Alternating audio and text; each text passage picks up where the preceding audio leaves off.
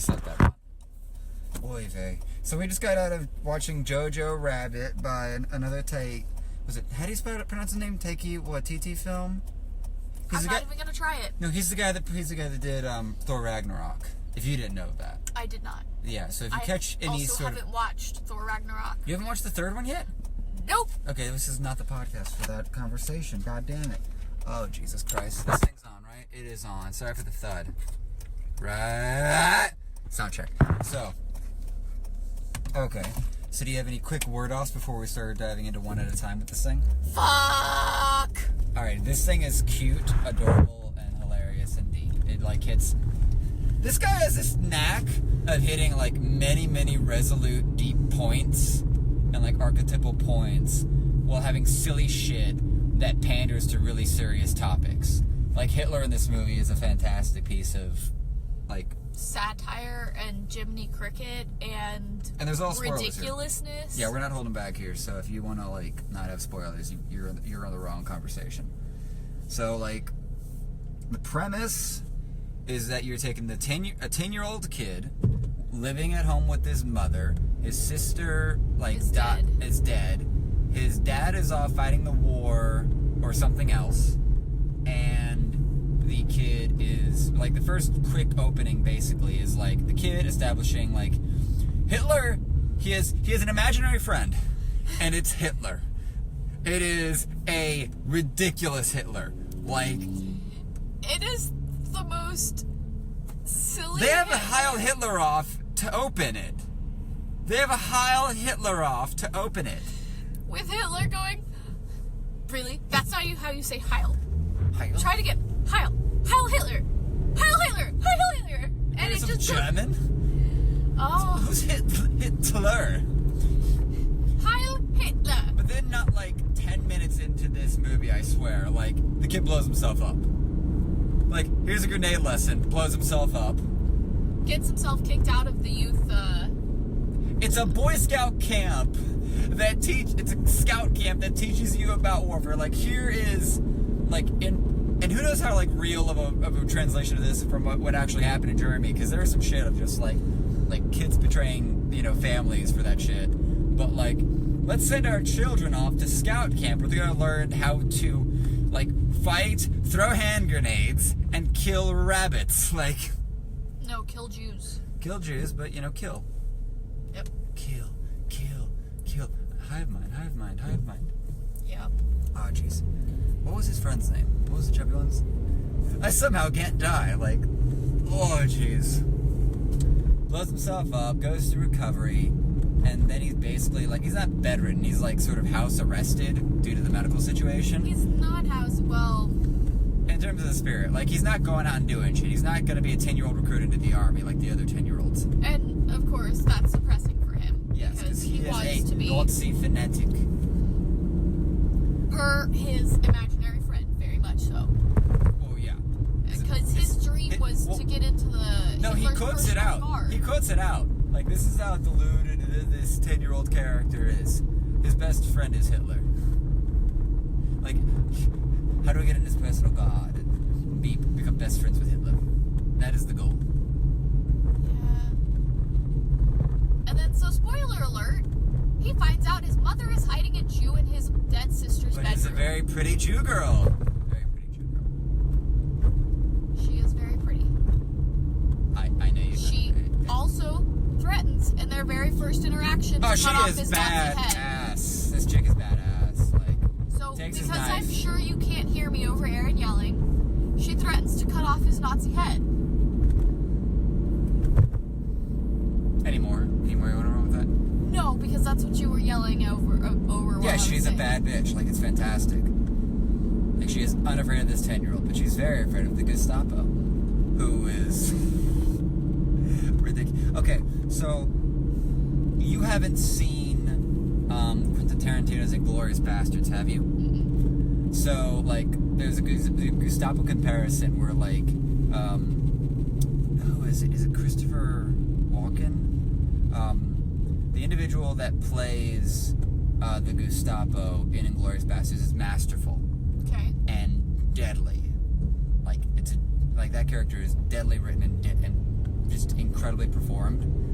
And this Gestapo can be seriously taken, but it sort of runs a very like creepy, asinine with a touch of creepy. It's like Tim Burton, but got real people. And the girl that plays Elsa, the Jude girl, she should be Wednesday Addams. And I'll die on that hill. I can't disagree with you on that. That she should be Wednesday Addams. And I can't disagree. Fuck the animated one, because apparently it's got a horrible idea in how it was written. Apparently it was written based off the comics, but that's aside from the point. I'm terribly uninformed. So back to JoJo.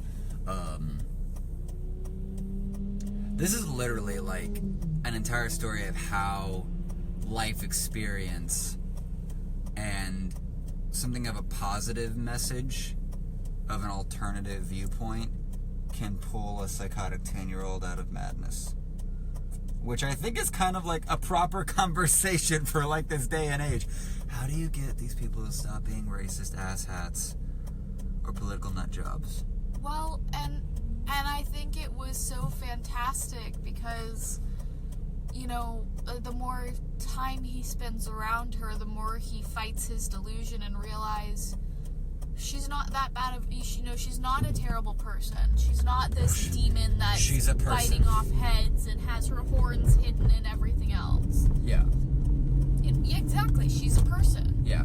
She's a person, and what? That's the movie that did it. Okay, so I'm going back to, because remember so they throw in the classic, like, butterflies in your stomach when you fall in love with someone, and they run that exact sort of animation, or at least, like, not even like CGI, just throwing, like, an image over, like the tummy, and I'm just immediately, like, brought back to, like, the movie What If, where, like, the main female character in that movie, dear God, man, you have 2 lanes to take over. Take over them, please. Jesus Christ. But they just do like little shit. Like, here's a subtle animation to be like thrown in, but like it's just great ridiculousness. So they get to know each other. He's trying to like get shit out of her and trying to get into the good books of the Nazi forces by writing a book about how to identify a Jew. Yeah, and all the special things Jews can do. So, like, they read minds. Yeah, and they have like horns. And the reason why they can't read the Jew minds is because their skulls are too thick. Their heads are too thick. Oh my gosh, bless us, oh Lord.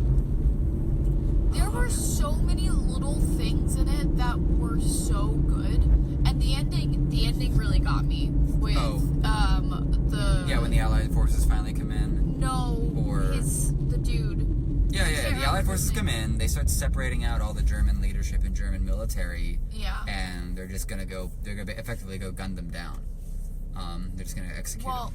Yeah, because I think that was what was so happening like the there. kid who like got thrown into the middle of like the firefight as the town was being defended,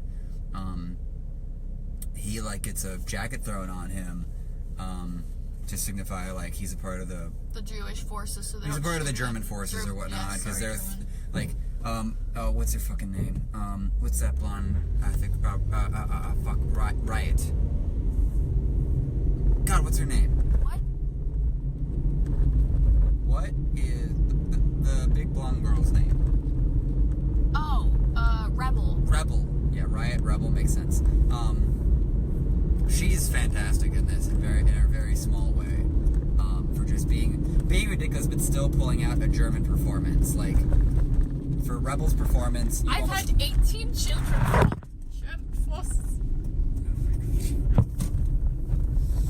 Okay. So anyway, like, he sort of almost gets thrown into the fight, but he sort of gets... He hides.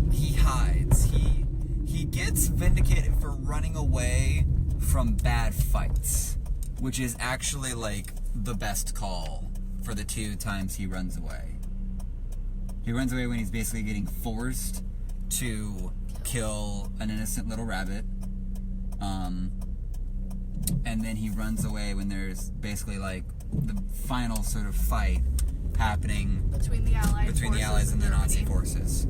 Like, he just recognizes the madness that it is. and kind of has also just seen that, like, it's not, what is this?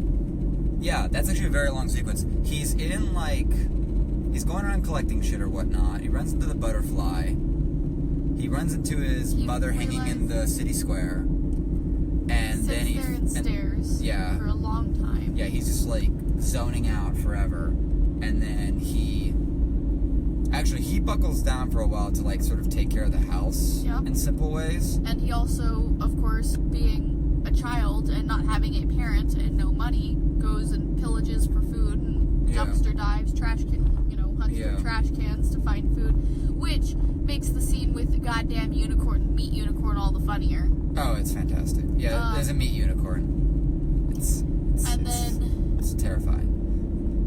Thank you, Carl. And so, like, and then he gets caught into the firefight, runs away, hides, survives it, and gets to watch the Americans basically, like, roll in. And they start grabbing all, like, the German forces, taking them aside. And basically, like, you're like, wait, what the fuck? Then you get the remembrance, oh, wait, he's got the fucking jacket on. And, like, it's very apparent that what's about to happen. And so this German, he turned into, like, what, like, the local marshal or something like that? Like, he got demoted twice. He got double demoted to, like, the leader of, like, the office.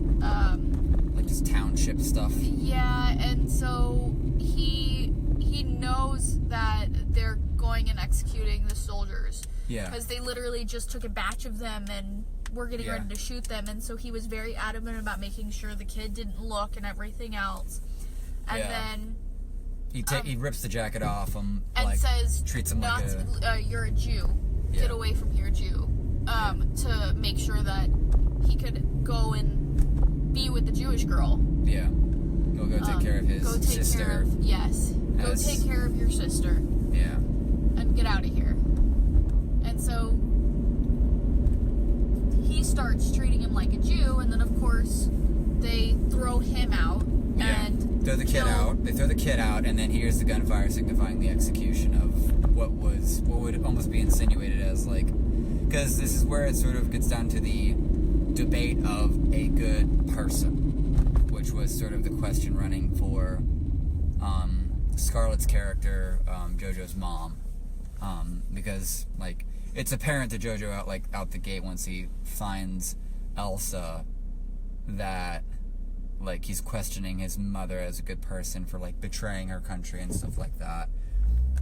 And then it's like the figurehead that isn't his imagination verifying the quality of character. Your mother was a good woman. Like, Rosie was a good woman. Rosie was a good person, was a good woman, like a real good person. Yeah. And then he makes sure the kid gets out alive. Yeah. And then his friend plays, like, great, like, context to, like, you know, the culture, but then, like, just does this fourth wall move that's just fantastic. And then he goes home and it's fun. The fact that he lied to her. Yeah, he lied to her out of his fear, panic, and, like... Well, he didn't want her to leave. I know, he didn't want her to leave. It's fantastically portrayed and acted out, the 10-year-old fear of just, like... I think that's when he finally became a 10-year-old. Like, in his mind. Yeah. He finally became a 10-year-old. Of just, like, I have no parents. You know, my mother's dead. My sister's been long dead. My father's, like, way out there in, like, in Italy or some shit like that. And I'm in love with this girl, and I don't want her to leave. Like, I've had the butterflies. Yorkie. Yeah, that's his name? Yes. Yeah, Yorkie. His name is Yorkie. Faithful dog. Faithful, goofy dog. That blows up post offices.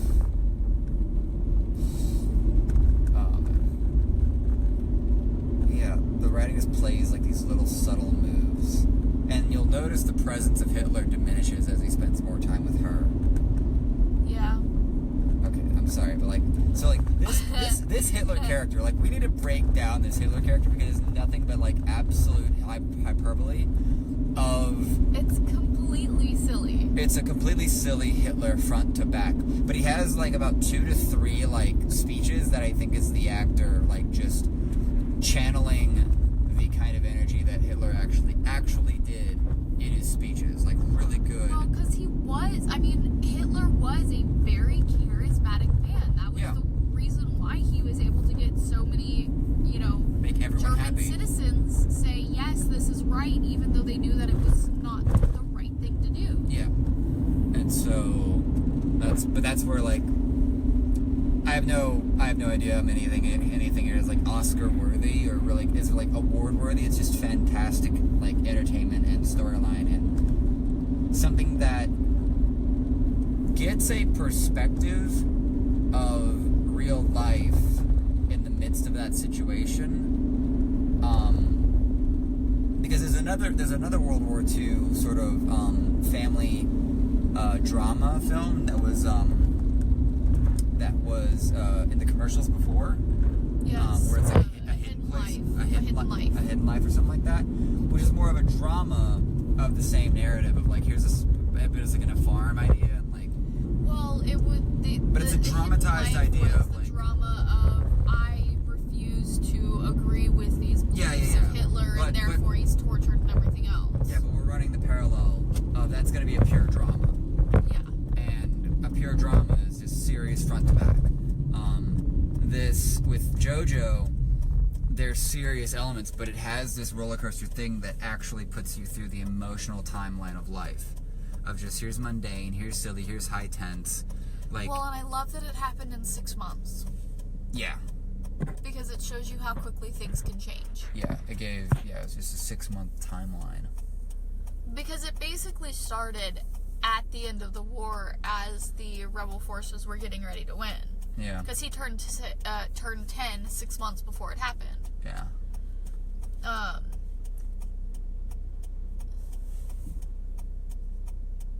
The Hitler character is silly, is ridiculous, is actually the comic relief, but is also like the reinforcer of the obsession. It is. Because that's actually the only one outside of like the punk kids from the camp or something like that. That's the only thing is just his, like what he's bought into from the propaganda and all the camera footage that had been developed at that time to turn Hitler into a massive celebrity. Yeah, Hitler was a massive celebrity. And so that's where he creates his own. So let's go to Scarlett Johansson's performance with Rosie. I'd also like to point out, this is very likely like the first, well, she did do that one, she's done a few things in the midst of the MCU, but I'd say this is the first thing that I've seen that she's done since Her, which was just voice acting, so there wasn't really a lot of interaction with her and Joaquin Phoenix, I believe, but for Scarlett Jo, fresh out of dying in Endgame, spoilers, how would you take her performance doing Rosie for this very motherly but rebellious role? I actually really enjoyed it, and my favorite scene was actually the one where he was upset with her, and she wasn't eating because she was going to go give the food to the Jewish girl, and he knew that. Oh, yeah. And so he said, I want my father, and she went up and picked up the ash and smeared it across her face like a beard. Mm-hmm. And acted him. She's acting a mother, acting his father. And she's doing the best she can. That really hit home for me because it's like that is real life for a lot of single mothers. For single mothers, definitely, especially single mothers in wartime, when at least in that time, and it is in this time as well, where it's mostly the men going off to fight, and so it's sort of like I'm on the doing everything I can, and then saving what little food I can as well for the girl I'm hiding upstairs. It's like feed my boy, feed the girl, and I'll be fine. And she didn't want to have to choose. Yeah. Well, that's where she was fantastic for both of them. Yeah. Like the amount of heartfelt for both children was just like right there. Well, and I think it was largely because she saw her daughter. Yeah. In Elsa. Yeah. so she was like, you know, I can't have my baby girl, so this is my new baby girl. Yeah. And I loved that she told Elsa what it means to be a woman. And then when she took the bath, she stared in the eye of the tiger. Yep. Well, that eye of the tiger is in the living room. Yeah. Yeah. That's where that comes about. I don't know. I really enjoyed her performance. She very much portrayed a German mother that loves her son, doesn't love the war, and is doing the best she can to figure out how to do the right thing and not the easy thing. Yeah. I think for running a paintbrush across all the actors and actresses, the big ask is for all of them to be German. And that's where I think, like, the mothering style that was at least written for Scarlett and as performed by Scarlett for Rosie, I think would fit something that would be a German-esque mother figure. Very rough and tumble, very sharp-witted, and not... It's a shame. At least you're ugly. For me, I'll always be attractive. Yes, shit like that. Like... Very strong woman. Yeah, like, pulling out that strong Germanic, like, personality. And I think, because I would guess also, like, the only time I think that I felt like there was a portrayal of the German dialect, or at least the accent, was, like, a few points with, like, with the kid playing JoJo. Because I think he's a British actor. I think the kid's a British actor. I felt like I heard that come through. But for me, that didn't take away. It doesn't. Like, and that's just, like, me at one point, like, just having a fine-tooth comb as I was listening to it, because it's like, this is supposed to be a very much German-set film, and you have to properly entrench in what is the normal aspects of this, so the ridiculous aspects are allowed to shine forth and actually be entertaining. Otherwise, it's too purposefully funny. It's too much, as we know, if you try to be funny, the audience will throw you out. The end was hysterical, though. After he found out that Hitler had died, because he didn't know that Hitler had died.